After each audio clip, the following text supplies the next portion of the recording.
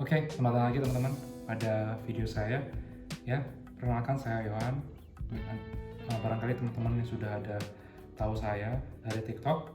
Ya, di sini saya akan membahas tentang konten-konten edukasi, tentang strategi bagaimana kita bisa entry di pasar keuangan, khususnya bisa di saham, bisa di forex, bisa di kripto. Cuma untuk kali ini saya akan banyak fokus membahas strategi entry di pasar forex gitu ya. Jadi hari ini kita akan membahas bagaimana saya scalping di pair Euro USD ya.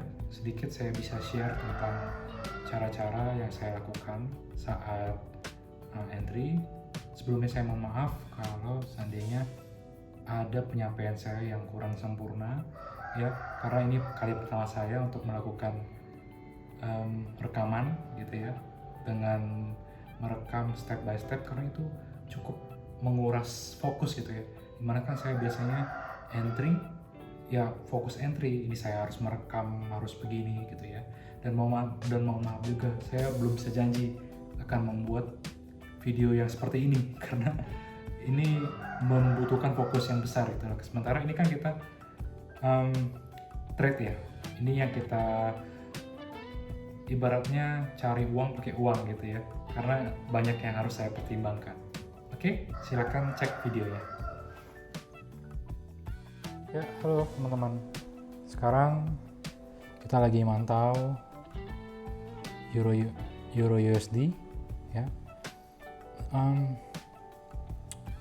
Ini secara 4 jam 4 hour dia sudah reject ya di area key level. Nggak tahu apakah ntar bisa bablas lagi, kita juga belum tahu ya. Ini bisa juga makan low ini ya, kita juga nggak tahu ya. Tapi sekarang kita fokus di time frame eksekusinya ya. Oke, ini kita udah turun di time frame 1 menit ya. Tadi view kita di time 15 menit kan ya. Sekarang kita udah turun di time frame 1 menit M1 untuk kita lihat reaksi. Kalau dari price actionnya ya, kalau saya lihat ini cukup ada apa istilahnya ya, keraguan-raguan ya di market. Biasanya kalau memang ini trennya bearish, candle masifnya tuh biasanya langsung gitu ya. Misalkan ini ada candle supply atau order block. Nah, order blocknya tuh biasanya utuh, full body, terus diikuti sama candle masif. Nah, kalau kayak begini, kayak ini candle yang siap-siap untuk di take out high-nya. Jadi ya, tapi balik lagi, kita harus lihat lagi reaksi nanti di area ini, area key level pertama bagaimana. Kalau dia masih masif ya, kita cek di area key level kedua ya. Kalau dia masih masif lagi, berarti ya tren supply masih in control gitu ya. Oke. Ya. Kita bisa konfirmasi juga menggunakan Fibo untuk tahu area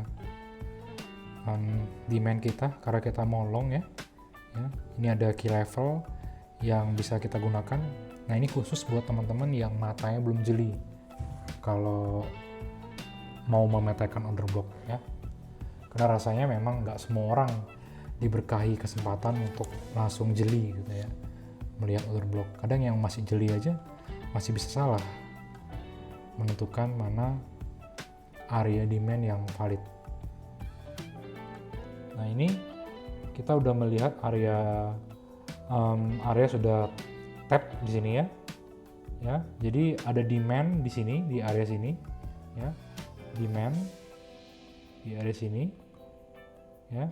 Dan kita bisa refine satu area, satu candle sebelum pergerakan masif ya. Ini pergerakan masif, ini area supply-nya gitu ya. Cuma saya udah nggak perlu sih menggunakan area ini karena saya udah kebiasaan gitu. Cuma ya udah, saya tandain aja buat teman-teman gitu ya. Dan lagi-lagi teknik saya sedikit berbeda, karena saya menemukan sedikit kesadaran, sedikit pola, ya, bahwa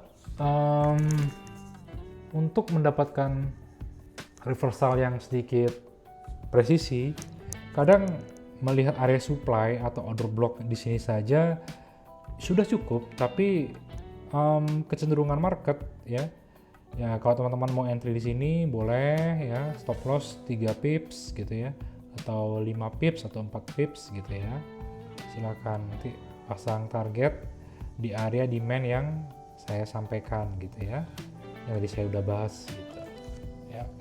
Tapi kemarin saya entry di area ekstrim gitu ya, karena saya melihat harga itu selalu akan memakan liquidity gitu ya. Dia tuh akan selalu membuat manipulasi gitu ya. Jadi ada kecenderungan yang saya lihat dengan entry di area top gitu ya. Area top saya stop loss di 4 pips gitu ya. Oke, orderan saya kejemput ya di sini ya. Ya, orderan saya kejemput. Saya itu entry di 97946 ya. Stop loss 4 pips ya. Oke. Nanti saya kasih lihat screenshotnya. Ya. Orderan saya udah kejemput.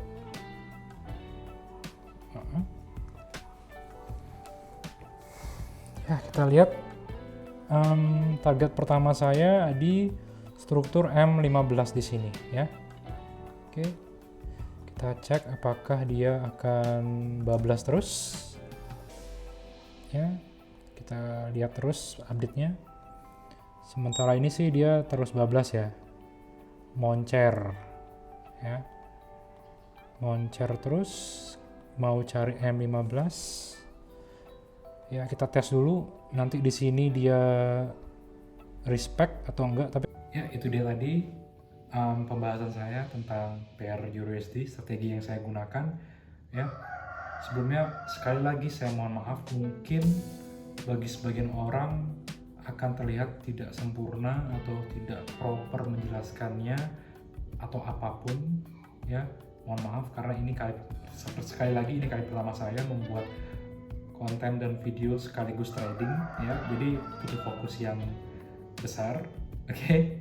Ya, jadi di scalping tadi saya close trade sekitar 5 RR ya. Bagi yang nggak tahu 5 RR itu 5 risk reward, jadi 5 kali dari value yang saya korbankan ya. Jadi make sure kalau teman-teman masih pengen belajar ya, saya banyak buat konten di TikTok ya, teman-teman bisa scroll, dan saya juga buat konten di channel Telegram free ya. Sekali-sekali kadang-kadang saya bikin, bukan kadang-kadang, saya lagi rutin juga buat konten di Telegram dengan pemikiran saya sendiri ya, teman-teman bisa cek ya. Semua Telegram, TikTok, dan informasi lainnya saya taruh di bawah. Oke, sampai ketemu lagi.